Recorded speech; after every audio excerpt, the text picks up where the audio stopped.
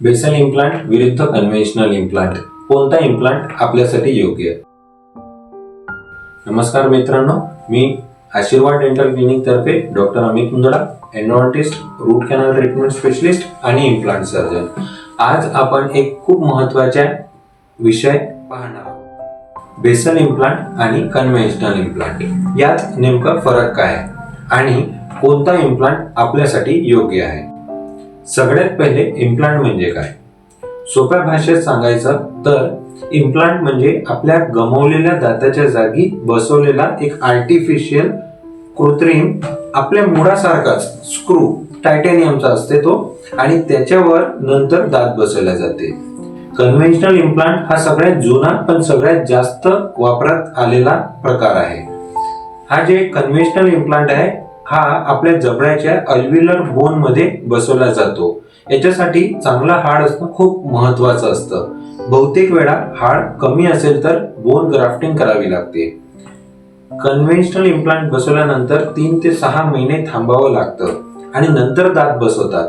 याचे फायदे असे की फारच नॅचरल फिलिंग आणि लॉंग टर्म स्टॅबिलिटी असते, पण याच्यात वेळ जास्त लागतो. हाड कमी असेल तर खर्च वाढतो, कारण रुग्णांना बोन ग्राफ्टिंग करावी लागते. याच्या विरुद्ध बेसल इम्प्लांट हा थोडा वेगळा प्रकार आहे. हा आपल्या खालच्या मजबूत हाडात म्हणजे बेसल बोन मध्ये बसवला जातो. जिथे हाड खूप कमी आहे तिथेही हा वापरता येतो. बहुतांश वेळा बोन ग्राफ्टिंगची पण गरज पडत नाही. बेसल इम्प्लांट केसेस मध्ये 3 ते 5 दिवसात लगेच दात बसवता येतो. त्याला इमिडिएट लोडिंग असे म्हणतात. याचे फायदे असे की हाड कमी असतानाही शक्य आहे. खूप वेळा बोन ग्राफ्टिंगची पण गरज पडत नाही. फुल माउथ केसेस मध्ये उपयोगी ठरतात. पण सगळ्यात महत्वाची गोष्ट, बेसल इम्प्लांट टेक्निक ही खूप सेन्सिटिव्ह असते. डॉक्टरचा अनुभव खूप महत्वाचा आहे. हायली स्किल्ड डॉक्टर असणे खूप आवश्यक आहे. मग कोणता इम्प्लांट आपल्यासाठी योग्य, हा खूप महत्वाचा प्रश्न आहे. प्रत्येक रुग्णासाठी एकच प्रकार योग्य नसतो. जर हाड चांगलं असेल, थोडा वेळ जास्त लागलं, आपल्याला चालत असेल, लॉंग टर्म सेफ्टी ऑप्शन हवं असेल तर कन्व्हेन्शनल इम्प्लांट उत्तम. पण जर हाड खूपच कमी आहे, ग्राफ्टिंग नको, लवकर दात हवे आहेत, फुल माउथ केस असेल तर बेसल इम्प्लांट पण योग्य ठरू शकतो. अंतिम निर्णय आपला तज्ञ डॉक्टर, आपले सिटी स्कॅन रिपोर्ट, एक्सरेज, ह्या सगळ्या गोष्टी, बरेचसे फॅक्टर्स आहेत.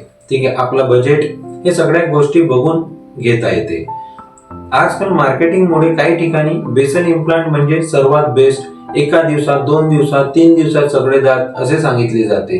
पण ठीक आहे, डॉक्टर हा आपल्या अनुभवाद्वारेच ठरवू शकतो की नेमकं त्याला लोडिंग किंवा म्हणजे दात कधी द्यायचे आहे. मित्रांनो, इम्प्लांट हा खूप मोठा आणि महागडा उपचार आहे. त्यामुळे योग्य डायग्नोसिस, योग्य डॉक्टर, योग्य खर्च हे खूप महत्वाचे आहे. जर तुम्हाला इम्प्लांट बद्दल अजून प्रश्न असतील तर कमेंट मध्ये नक्की विचारा.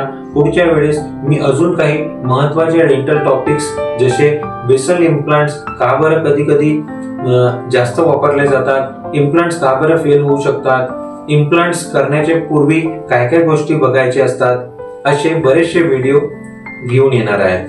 जर हा व्हिडिओ आपल्याला आवडला असेल तर लाईक करा, शेअर करा आणि चॅनलला सबस्क्राईब करा. मी डॉक्टर अमित मुंदडा, आशीर्वाद डेंटल क्लिनिक तर्फे फक्त हे मेसेज देऊ इच्छितो की dentistry should be painless, comfortable and affordable for everyone. म्हणजेच सगळ्यांसाठी डेंटल ट्रीटमेंट वेदनारहित, आरामदायी आणि परवडणारी असायला हवे. धन्यवाद.